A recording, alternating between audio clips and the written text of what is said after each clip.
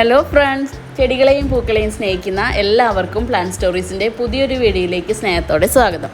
ഞാൻ രമ്യ. എല്ലാവരും സുഖമായിരിക്കുകയാണെന്ന് വിശ്വസിക്കുന്നു. ഞാനും സുഖമായിരിക്കുകയാണ് കേട്ടോ. അപ്പോൾ നമ്മുടെ ഇന്നത്തെ വീഡിയോ എന്ന് പറയുന്നത് നമുക്ക് ടോളുമിന ഓർക്കിഡ് ഒരു 5 വെറൈറ്റി പുതിയതായിട്ട് സ്റ്റോക്ക് എത്തിയിട്ടുണ്ട്. അതേപോലെ തന്നെ നമ്മുടെ അടുത്ത് ഓൾറെഡി ഉള്ള കുറച്ച് ടോളുമിന ഓർക്കിഡുകളും. അപ്പോൾ അതിൻ്റെ മെയിനായിട്ടുള്ള ഒരു സെയിൽ വീഡിയോ ആണ് നമ്മളൊന്ന് ഉദ്ദേശിക്കുന്നത്. അപ്പോൾ ടോളുമിന ഓർക്കിഡ് എന്ന് പറയുമ്പോൾ കുറേ പേർക്കൊക്കെ അറിയാം, ഒരു ഇത്തിരി കുഞ്ഞന്മാരാണ് ഈ ഓർക്കിഡ് പൂക്കൾ എന്ന് പറയുന്നത്. ടൊളുമിന വെറൈറ്റീസ് എന്ന് പറയുന്നത് ഡാൻസിങ്ങുകളായിട്ട് അതിൻ്റെ പൂക്കൾക്ക് നല്ല സാമ്യം ഉണ്ടെങ്കിലും ഓൺസീഡിയം വെറൈറ്റീസും ടൊളുമിനയും രണ്ട് വെറൈറ്റി തന്നെയാണ് കേട്ടോ. അപ്പോൾ കുഞ്ഞു പ്ലാന്റുകളാണ് നമ്മുടെ ടൊളുമിനയ്ക്ക് വരുന്നത്.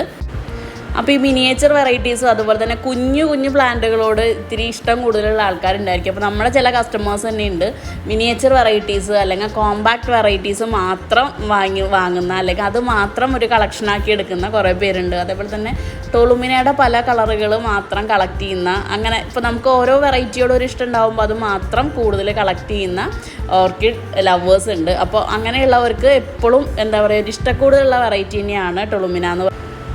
അപ്പോൾ ബാക്കി എല്ലാ ഓർക്കിഡുകളും പോലെ തന്നെ ഹ്യൂമിഡിറ്റി ഇഷ്ടപ്പെടുന്ന എന്നാൽ ഇൻഡയറക്റ്റ് സൺലൈറ്റ് ഇഷ്ടപ്പെടുന്ന ഒരു ഓർക്കിഡ് തന്നെയാണ് നമ്മുടെ ടോളുമിന. ഇൻഡയറക്റ്റ് സൺലൈറ്റ് ഉണ്ടെങ്കിൽ മാത്രം നല്ല രീതിയിൽ ഫ്ലവർ ചെയ്യുന്ന, അത്യാവശ്യത്തിന് മാത്രം ഓവർ വാട്ടറിങ് ആയി കഴിഞ്ഞാൽ നമ്മുടെ ടോളുമിനയ്ക്ക് ഏറ്റവും ബുദ്ധിമുട്ടുള്ള ഒരു കാര്യമാണത്. അപ്പോൾ എപ്പോഴും വെള്ളം മാർന്നു പോകുന്ന ഒരു പോട്ടി മിക്സ് വേണം നമ്മുടെ ടോളുമിനയ്ക്ക് കൊടുക്കാനായിട്ട്.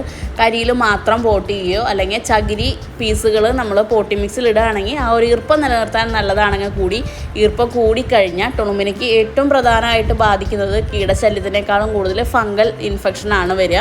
അപ്പോൾ ഈർപ്പം കൂടിക്കഴിഞ്ഞാൽ ഫംഗൽ ഇൻഫെക്ഷൻസ് പോലുള്ള കാര്യങ്ങളുണ്ടാവും. അതുകൊണ്ട് ചകിരിയിൽ പോട്ട് ചെയ്യുന്ന നേരത്ത് കൂടുതൽ ശ്രദ്ധ നമ്മൾ വാട്ടറിങ്ങിന് കൊടുക്കേണ്ടതായിട്ടുണ്ട്.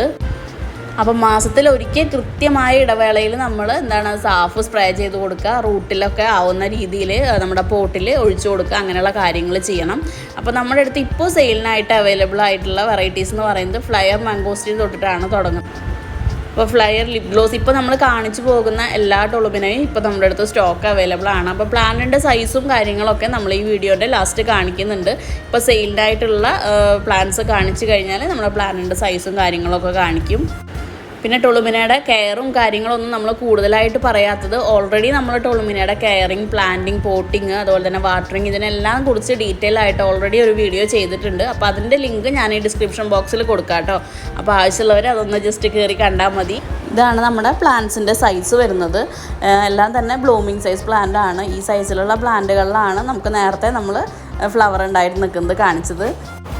ഇപ്പോൾ DTDC അല്ലെങ്കിൽ സ്പീഡ് പോസ്റ്റ് വഴിയാണ് നമ്മൾ സാധാരണ കൊറിയർ അയക്കാറുള്ളത്. അപ്പോൾ സ്പീഡ് പോസ്റ്റ് ആവശ്യമുള്ളവർ പ്രത്യേകം എടുത്ത് പറയണം.